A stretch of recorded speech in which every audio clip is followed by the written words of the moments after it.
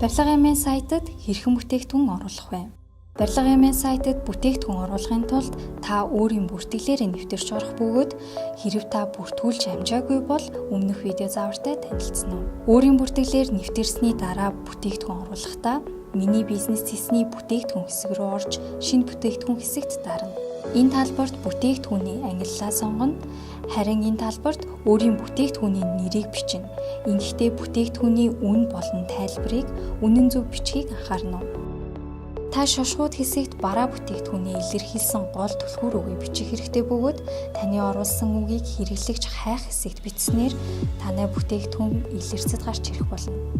Бүтээгдэхүүний зургийг бүрөөс хэсэгт дарж оруулах ба зураг 800 харьцан 800 пиксел хэмжээтэй, цагаан дэвсгэртэй, нэгтршил сайтай байх.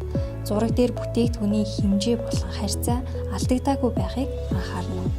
Ингээд бүтээгдэхүүнээ оруулаад хадгалах хэсэгт дарснаар таны оруулсан бүтээгдэхүүн танай компани өөрийн сайт болон барилга эмийн сайтны бүтээгдэхүүн хэсэгт амжилттай байрших болно.